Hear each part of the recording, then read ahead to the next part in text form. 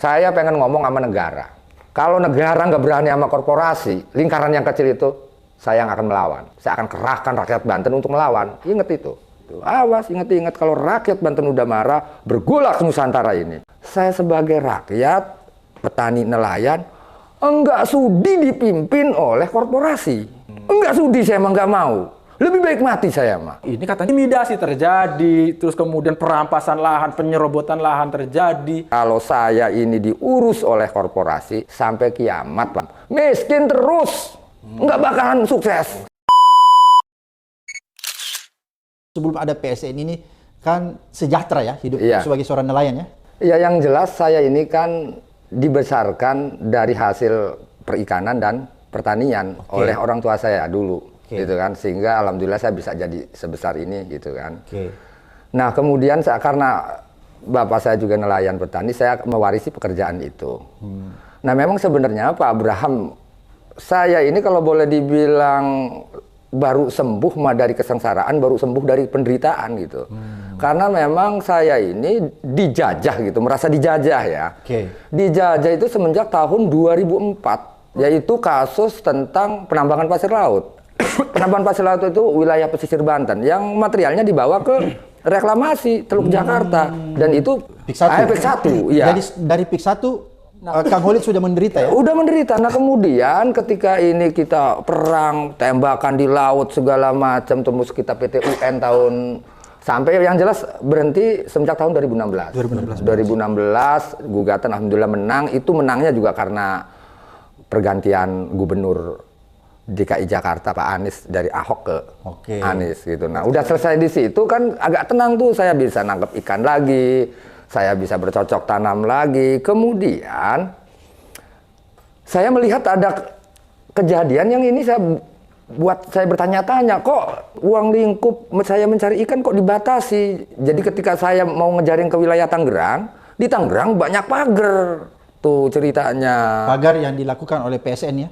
Iya jelas itu mah. Jadi kalau ngelihat bangunan pagar itu tidak mungkin dilakukan oleh orang yang nggak punya duit. Kan selama ini dikembangkan isu bahwa itu katanya warga lokal yang bangun, nggak mungkin ya? Nggak mungkin. Kalau saya bilang itu, jika ada orang yang percaya bahwa itu dilakukan oleh swadaya masyarakat atau lokal, saya pikir harus dibawa ke psikiater. Jadi itu pasti bohong ya? Pasti bohong. Karena itu membutuhkan biaya besar ya? Iya. Kang Holid, ya? Bahkan jangan dulu Kang Holid, itu pagar lautnya panjang nggak? Itu sepanjang hampir 30 km lebih. Wong dari Karangserang sampai ke Kerunjuk.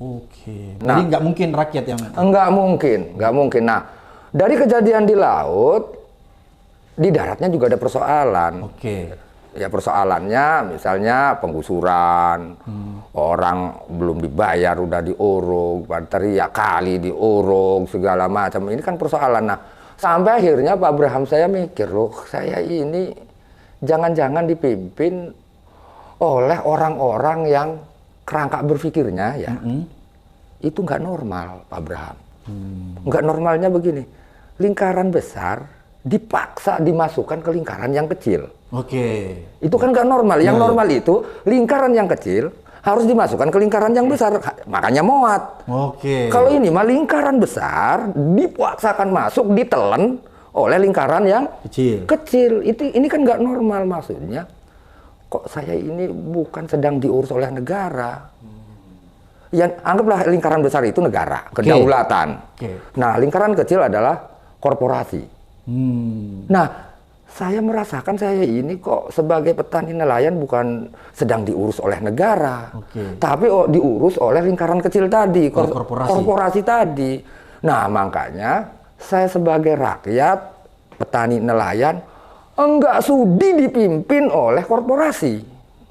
Enggak sudi, saya emang nggak mau. Lebih baik mati saya mah. Jadi menurut Kang Holid, bahwa setelah adanya status PSN di PIK 2 ini, maka itu seolah-olah korporasi yang mengatur hidupnya Kang Holid. Jelas. Bukan lagi negara ya? Bukan lagi negara, karena bikin menderita. Bukan hanya saya, petani, nelayan, pembudidaya tambak. Mereka menjerit gitu kan. Kang Holid. Berarti sejak adanya PSN PIK yang dikelola oleh korporasi, rakyat di sekitaran Banten itu jadi Menderitanya itu melebihi waktu zaman Belanda. Makanya sampai saya ini dibawa di kehidupan zaman si Petung si Ji. Kata saya harus berhadapan dengan preman, harus tiap malam saya keluar atau jalan kemana aja bawa golok. Oh, berarti sekarang keadaan di sana sudah tidak aman ya, Kang? Tidak aman. Karena ada preman. Ya karena kan ada preman yang dibuat sengaja oleh penjajah. Karena kan ya tadi itu yang namanya penjajah kan senangnya itu kalau bahasa dulu apa tadi Davide et impera. Davide ad impera. Nah, modelnya begitu tuh. Memecah belah ya? Memecah belah.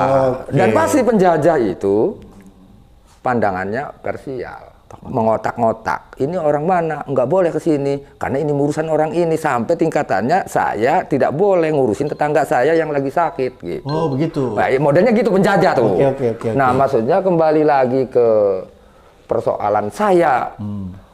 Nggak sudi diurus oleh korporasi gitu kan, karena saya yakin kalau saya ini diurus oleh korporasi sampai kiamat Pak Abraham miskin terus, nggak bakalan sukses. Jadi berarti dengan adanya PSN yang dilakukan oleh korporasi besar, oligarki, Sembilan Naga, Kang Khalid sama Kang Heri tambah miskin ya dengan penduduk di sana. Bukan justru sebaliknya kan? Kan ada orang yang bilang katanya sudah sejahtera, enggak ya?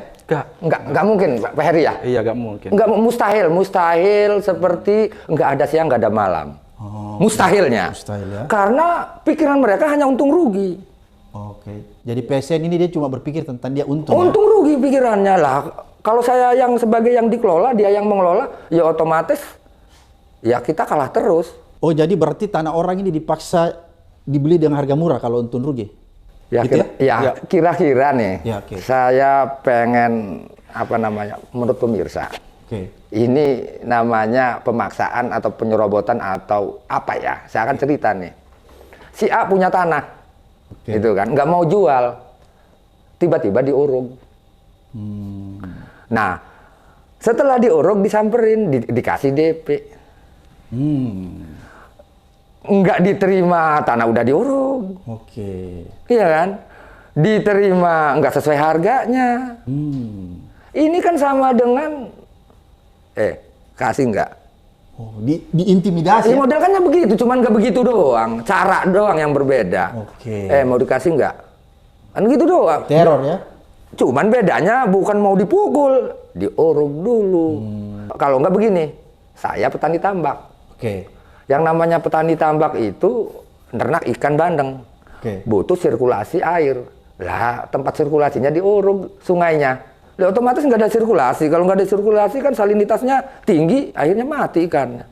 Nah, kira-kira kalau terus-menerus begitu, nanam lagi mati lagi ikannya, nanam lagi waduh, ini nggak bisa dikelola nih tambak.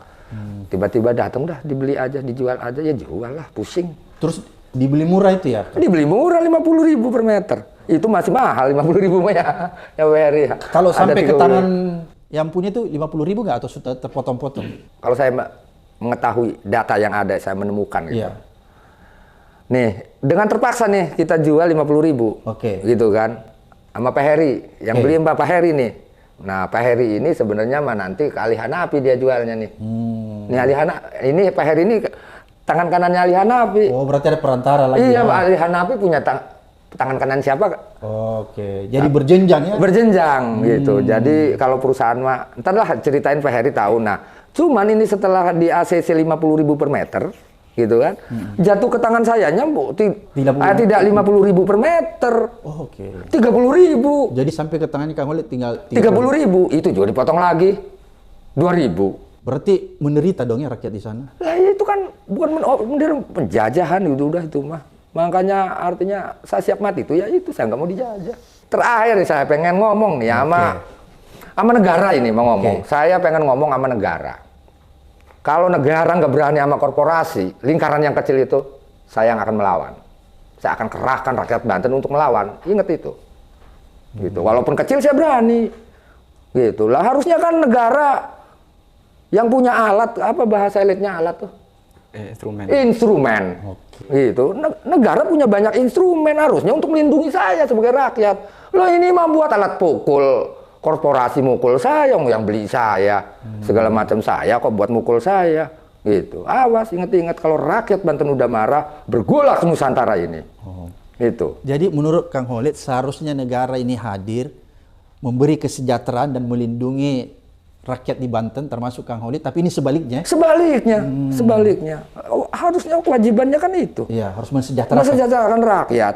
Keadilan sosial bagi seluruh rakyat Indonesia katanya kan begitu. Lah ini mah diserahin ke korporasi. Kok ini perusahaan ini menyerap tenaga kerja sekian 1.500 membantu ekonomi masyarakat. Bohong. Tai kucing. Kalaupun ada menyerap tenaga kerja, itu cuma lapangan kerja yang ada di level bawah ya? Lah ini paling ke tukang parkir, security, paling juga. Iya. Cleaning service. Paling banter cleaning service. Oke. Nah kita hitung tambak, laut, itu kan. Oke, penghasilannya. Padi gitu.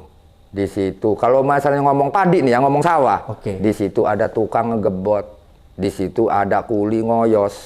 Dan bukan satu orang. Oke. Sesawah itu kalau 1 hektar tuh bisa 50 orang, 20 orang. Oke. Ada tukang ngelektor, ada pedagang pupuk, ada kuli angkut padi. Oke.